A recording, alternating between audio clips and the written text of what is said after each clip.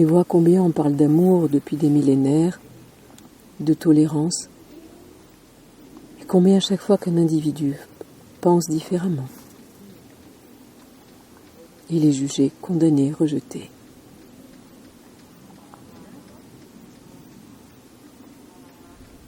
Je sais combien vous attendez autre chose et je vous demande pardon de m'imposer comme je le fais. Je vous ai entendu, je vous ai vu monter dans la vallée. Alors je me suis précipitée, car mon âme, oui je sais, cela peut paraître surprenant, n'a jamais quitté cet espace, jamais. J'étais quelqu'un d'humble, on pourrait dire quelqu'un du peuple, et rien ne m'aurait distingué de qui ou de quoi que ce soit. Je n'avais qu'une vie qui était une vie de misère, où je n'avais pas un homme que j'ai épousé, mais un bourreau qui me maltraitait. Alors un jour, lorsque j'ai vu une fois de plus cet enfant de quelques années qui portait les stigmates des violences que cet homme nous assénait, alors j'ai préparé mon envolée. Quelques affaires, si peu je n'avais rien, que ma vie et surtout celle de mon enfant à protéger. Je suis partie. Le froid était cuisant. Je me suis demandé s'il allait me réveiller, parce que peut-être que c'était une folie, ce que je faisais. On sait toujours ce qu'on quitte. On ne sait pas où l'on va. Si cela sera mieux et ce que la vie nous offrira. Mais pour autant, il était trop tard pour m'en retourner, et je crois que c'est peut-être de vie à trépas que je serais passé, une fois qu'il se serait rendu compte de la fuite qui était la nôtre. J'ai déjà perdu un enfant, lorsqu'un jour, par une violence, ce n'était pas un homme méchant, c'était un homme frustré, qui essayait d'extraire de la terre des pitances tellement maigres que cela le rendait amer face à des êtres qui semblaient nantis, alors que pour nous c'était si compliqué. Alors il s'est mis à boire. Et là, notre histoire, elle a pris une autre tournure. Je n'ai eu aucun regret lorsque je suis partie, juste un soupçon et un doute. Mais ne t'arrive-t-il jamais, lorsque toi, tu choisis un autre chemin que celui sur lequel initialement tu as marché, n'as-tu jamais de doute qui vient te traverser? C'est en tout cas au cœur de mon humanité. Cela m'a traversé, en tout cas un temps. J'ai serré plus intensément encore cet enfant contre mon cœur. J'avais le sentiment ainsi que nos deux corps réunis, c'était un peu plus de chaleur. Alors, j'ai suivi les lumières et j'ai commencé à escalader cette montagne. Le chemin était plus large que celui que tu perçois. En tout cas, celui qui était légal et connu. J'en ai découvert d'autres après. J'ai suivi les lumières et essoufflé, affamé à la fois. Un enfant qui commençait à pleurer. J'ai tambouriné à une porte pour demander à ce qu'on puisse m'ouvrir. J'ai réalisé combien depuis longtemps on savait que j'étais là et que des êtres respectueux attendaient de voir qui je pouvais être. Y avait-il un subterfuge et d'autres êtres cachés derrière moi et je n'étais que comme un appât qui voulait permettre ainsi que des veilleurs puissent, là, sans se méfier, ouvrir la porte pour d'aucuns puissent s'engouffrer. Ils se sont bien rendus compte que ce n'était pas le cas. C'étaient deux âmes perdues, peut-être moi plus encore que cet enfant qui me faisait confiance et me suivait. J'ai été accueilli, les bras ouverts. Des êtres qui m'ont dit « Bienvenue à toi ». Quelle que soit ton histoire, viens déjà te réchauffer. Un bouillon, quelques fruits séchés, et j'ai le sentiment que c'était la meilleure nourriture, si simple et si sobre tout autant que j'avais mangé depuis bien longtemps. je crois que c'était l'intention et l'accueil qui m'ont touché plus encore et imprégné avec tant de générosité le plat qui m'était proposé. Je me souviens de cet instant où j'aurais été prête à m'effondrer en sanglots, mais je me suis mordu l'intérieur des joues pour me dire « Tu ne vas pas faire ça.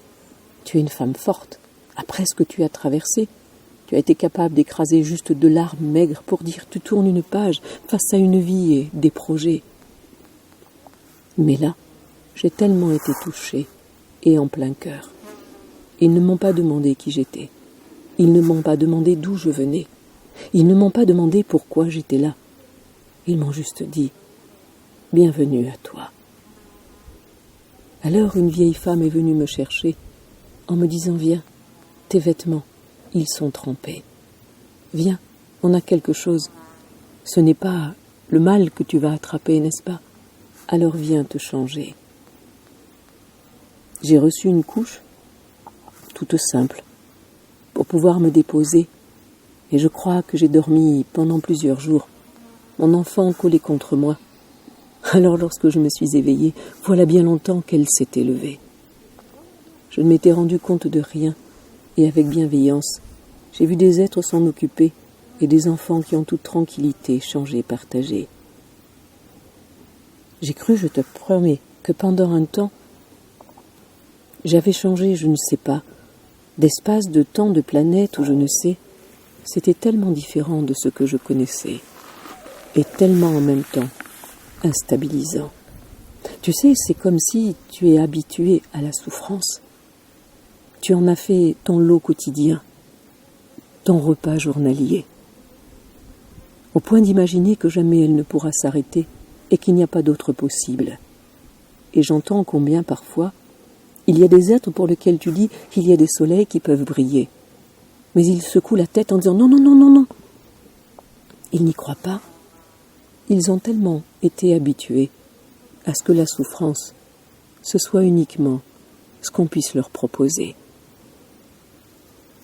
Alors, de te dire en plus de cela que tu méritais cet accueil, pour une première fois de mon existence, je me suis sentie un être, une âme, une entité à part entière, une personne, et j'oserais dire, avec pudeur néanmoins, une dame. La première fois de ma vie, j'avais le sentiment d'être quelqu'un. On m'a demandé mon prénom, je l'avais même oublié. Il y en a un, quand il tapait sur la table, il n'y avait même pas de mots. Quand je n'approchais pas assez rapidement, c'était « femme ».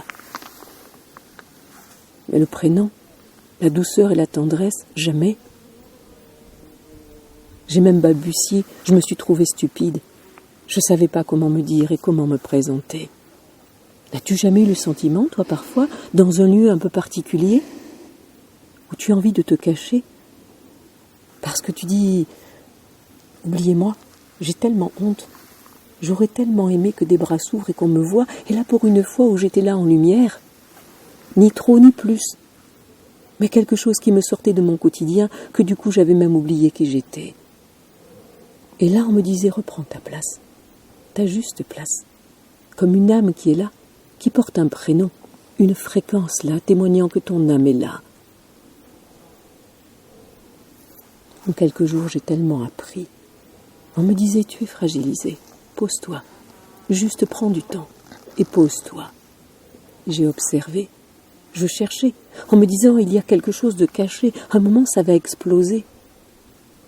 Mais c'était calme, tranquille, apaisant, rassurant, sécurisant. On m'a laissé comme cela, des semaines et des semaines, un temps infini. J'ai même fini par oublier qu'un jour j'ai eu une autre vie. C'est comme si c'était un cauchemar, quelque chose de bien lointain. J'ai crié les premières nuits. J'ai cru qu'il me pourchassait. Mais quelqu'un était là pour éponger mon front et me dire « ça va aller ». Et puis un temps, ils m'ont dit « voilà, est-ce que tu veux savoir un petit peu plus ? Mais c'est comme tu le sens, toi. » Et j'ai découvert qu'il y avait d'autres êtres comme moi. Il n'y avait pas besoin d'être un bonhomme, une bonne femme. Ils mettaient en principe justement et dans chaque acte de chaque instant. Tout ce qui pourrait sembler concept pour certains, il le mettait en pratique. Alors un jour, ils m'ont demandé si je voulais savoir un peu plus. Et j'ai dit pourquoi pas. J'ai fait baptiser mon enfant, c'était la priorité. C'était comme si j'avais le pressentiment que ma vie allait se terminer. J'ai connu le pire et j'avais le meilleur. J'aurais pu arrêter dans l'instant de respirer. Comme si ma quête touchait à son but, juste pour me dire il y a autre chose, alors que je l'avais même oublié de l'imaginer. J'ai demandé à ce que mon enfant soit baptisé, mais ils m'ont dit toi aussi, tu mérites cela. Alors j'aurais pu donner tout, et absolument tout. Lorsque je regardais ces hommes, ces femmes et ces enfants, ces jeunes et ces moins jeunes, j'ai vu qu'ils étaient capables, comme moi, de faire la même chose. Tout donner, tout offrir, jusqu'à l'essentiel. Et ton essentiel, tu sais ce que c'est? C'est pas ce que tu trimbales. C'est pas ce que tu portes de droite et de gauche. C'est pas ce que tu vas accumuler. C'est ta vie. Alors nous étions tous là, prêts. J'ai enfin senti ce que c'était qu'une famille, plus qu'un collectif, qu'une communauté. Et j'entends combien parfois tu as ce désir de ressentir ça, cette force et cette puissance où tu as le sentiment qu'il y aura toujours quelqu'un si tu as besoin, qu'il y aura toujours de la bienveillance pour te soutenir, qu'il y aura toujours une épaule pour t'accueillir. J'ai eu ce désir moi aussi, et j'étais fière d'accueillir d'autres êtres de la vallée. Il est vrai que l'endroit commençait à étriquer, nous étions tellement nombreux. Mais il y avait quelque chose qui montait de la vallée, des bruits sourds qui étaient là, des mots que j'ai entendus parfois, parce que certains d'entre nous alors descendaient pour récupérer certaines denrées qui nous manquaient. Je me souviens de l'un d'entre eux qui est arrivé essoufflé. Il avait même oublié ce pourquoi il s'était déplacé. Il nous a dit, ils avancent. Ils en ont déjà arrêté à tel et tel endroit. Et le prochain endroit, c'est vers nous, c'est par là. Je sais un jour, ami, j'ai entendu des sabots qui montaient. J'ai entendu des êtres, et tout le monde s'inclinait. Un Seigneur, et j'ai appris avec humilité que parmi les êtres qui étaient le plus proches de moi, et une femme avec une profonde dignité, c'était qui la femme et qui la fille de cet homme qui, dans la vallée, était particulièrement honoré. J'ai appris comme cela qu'il y avait des simples et d'autres moins, mais on oubliait l'endroit d'où nous venions. Ce qui importait, c'était ce qu'il y avait dans notre cœur, dans nos âmes, ce que nous voulions rayonner. Lorsque je les ai vus monter comme un pressentiment, comme si quelque chose là avait brisé le calme, la sérénité, la paix de cet endroit, non par rapport à ces êtres bienveillants, mais quelque chose d'anormal dans notre quotidien et dans ces temps. Ils sont venus nous annoncer qu'en effet, un grave danger nous menaçait, qu'ils ne pourraient plus continuer à nous protéger, non pas qu'ils allaient fuir en aucun cas, ni nier, mais que nous avions la possibilité de le faire et que de nuit, ils pourraient nous permettre de nous en aller. Il y en avait certains, à des instants, qui avaient continué à créer d'autres communautés à d'autres endroits. Les frontières n'étaient pas loin. Je sais combien certains se sont réunis parmi les plus anciens, mais qu'ils ont sciemment fait le choix de rester ici. Alors, je suis touchée. Je suis touchée de t'accueillir et que tu puisses entendre mon témoignage. J'ai eu des doutes parfois lorsque j'ai quitté les sentiers connus, parce que ce quotidien qui était compliqué, j'en avais fait comme une habitude, c'était comme une évidence, et c'était uniquement ce pourquoi je devais vivre. C'était ainsi, parce qu'il y avait soi-disant des élus et des exclus. Mais j'ai compris à la hauteur de cette expérience et de ce voyage, combien quelle qu'en soit l'issue, lorsque tu sens ton cœur qui pétille, Ça vaut toutes les expériences. Je n'ai jamais regretté, mais si je suis là à me confier, c'est parce qu'il y a quelque chose qui est là et qui est lourd sur mon cœur, comme une enclume qui est là. J'ai une part de moi qui voudrait demander pardon à cet homme qui un jour avait demandé ma main, et à qui, même si j'ai fui, femme, il pouvait se débrouiller pour pouvoir remplir son écuelle. Mais je lui ai enlevé son enfant, et c'est comme une enclume à l'intérieur de moi, et une culpabilité. Mais plus encore, cet enfant auquel j'ai donné la vie, on nous a proposé quelque chose, et j'ai dit oui. Je me souviens de cette rangée, qui traversait. Nous étions les uns les autres à attendre, avec une petite coupelle, du buis, juste du buis, mais un produit à l'intérieur. Nous sommes descendus adultes en conscience et en chantant. Mais nous avons fait quelque chose que j'ai besoin de déposer ici-bas. Nous avions déposé, en tout cas certains savaient, quelques plantes dans une préparation qui permettrait que nos enfants soient plus endormis que conscients.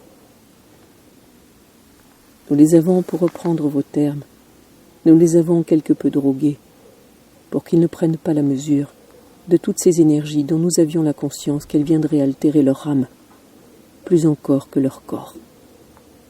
Et si nous avons voulu descendre la tête haute et en chantant jusqu'au bout, soutenant qui est plus ancien ou qui les plus jeunes, pour les enfants et pour les parents qui le désiraient, il y avait ce possible, c'est de les endormir quelque peu pour qu'ils ne soient pas de trop terrorisés. J'ai besoin de déposer cela. J'ai le sentiment quelque part d'avoir empoisonné mon enfant. J'ai tellement de chagrin et de culpabilité, et je voudrais que mon âme prête à s'envoler puisse permettre que cet espace rayonnant, un véritable générateur Anatanor, tué sur un générateur, puisse rayonner d'autant son énergie, sa force et sa puissance, que chacun d'entre nous, aligné dans l'éthique et la cohérence, puisse confesser encore non pas ses péchés, mais juste les actes qu'il a posés et pour lesquels il est encore un peu dans la culpabilité. Je te remercie de m'entendre, je te remercie de m'écouter. Je sais combien un être est déjà là pour me permettre de me déployer. Mais je voulais rester en ces temps, comme d'aucuns le font et le feront encore, par votre intermédiaire ou d'autres, pour oser se dire, car nous n'avons qu'une éthique, c'est la pureté. Et lorsque chacun, dans sa propre confession, non pas face à un individu qui s'autoproclame, mais chacun de lui face à lui-même et face à son cœur, considère que quelque chose n'est pas encore libéré, alors nous nous sommes engagés à pouvoir le faire, et je continue, puisque les vieux hommes du passé ne sont plus là pour m'écouter. Merci de l'avoir fait, et j'espère que mon témoignage saura peut-être t'inspirer, pour que tu ne doutes jamais de nouveaux chemins qui s'ouvrent parfois, et quand bien le doute est là, il m'a permis d'ouvrir mon cœur et de ne jamais regretter. Alors courage à toi, et que le nouveau s'immisce, pour que les lauriers refleurissent, et que ta propre valeur puisse être rayonnante et inspirée, avec toute la gratitude qui est la mienne.